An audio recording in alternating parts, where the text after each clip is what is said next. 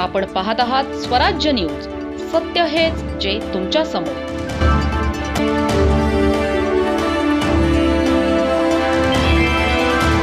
धुळे महानगरपालिकेच्या एका रुग्णालयातील महिला डॉक्टरांच्या कथित ऑडिओ क्लिपवरून आता राजकीय वातावरण चांगलेच तापले आहे. प्रसारित झालेल्या ऑडिओ क्लिपमध्ये दोन समाजांमध्ये तेढ निर्माण होईल अशा स्वरूपाचं संभाषण असल्याचा आरोप युवासेनेने केला आहे. या प्रकरणाची गंभीर दखल घेत युवासेना आक्रमक झाले आहे. युवासेनेच्या पदाधिकाऱ्यांनी थेट धुळे महानगरपालिका प्रशासनाकडे धाव घेतली आहे. संबंधित महिला डॉक्टर सीमा मुजावर यांच्यावर कठोर कारवाई करण्याची मागणी करण्यात आली आहे.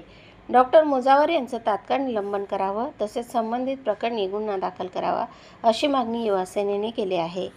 महापालिकेच्या एका रुग्णालयातील कर्मचाऱ्यांशी मोबाईलवरून झालेल्या कथित संभाषणाची ऑडिओ क्लिप प्रसारित झाल्यानंतर हा वाद समोर आला आहे.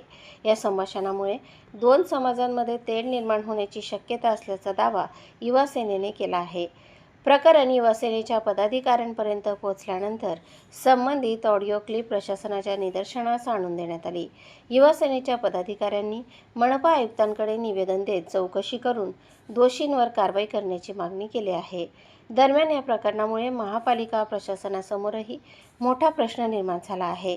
आरोग्य विभागातील जबाबदार पदावर असलेल्या व्यक्तीकडून अशा प्रकारचं संभाषण झालं असेल तर त्याची चौकशी होणे आवश्यक असल्याचं युवासेनेचं म्हणणं आहे.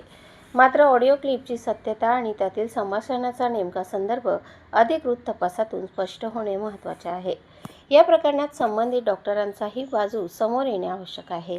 युवासेनेने मात्र कारवाईसाठी प्रशासनाला 2 दिवसांची मुदत दिल्याचा दावा केला आहे. 2 दिवसात कारवाई न झाल्यास तीव्र आंदोलन छेडण्याचा इशारा देण्यात आला. त्यामुळे आता मनपा प्रशासन या प्रकरणी कोणती भूमिका घेणार याकडे सर्वांचे लक्ष लागले आहे. ऑडिओ क्लिपमुळे सुरू झालेला हा वाद आगामी काळात आणखी चिघळण्याची शक्यता व्यक्त केली जात आहे. दरम्यान संबंधित ऑडिओ क्लिपची अधिकृत चौकशी करून वस्तुस्थिती समोर आणावी अशी मागणीही पुढे येत आहे.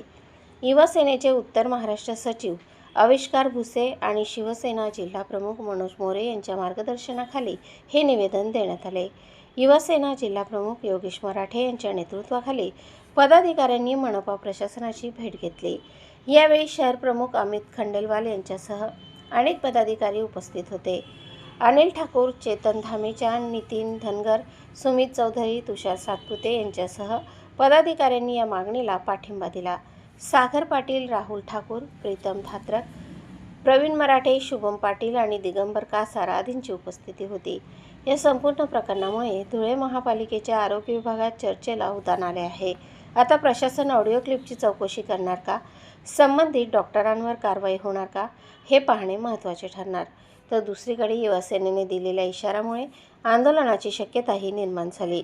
त्यामुळे या प्रकरणाचा पुढील तपास आणि प्रशासनाची भूमिका याकडे धुळेकरांचे लक्ष लागले आहे.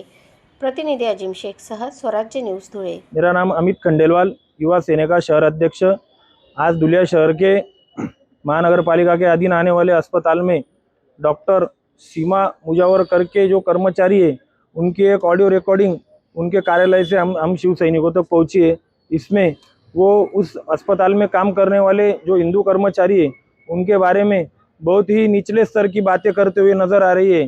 साथ ही उन्होंने उस क्लिप में सीधे तौर पर जातिवाद करने का भी अपना इरादा जाहिर किया है। वो क्लियर उनके साथी मुस्लिम कर्मचारी से कह रही है कि हम मुस्लिम हैं, हमने एक दूसरे के बारे में सोचना चाहिए।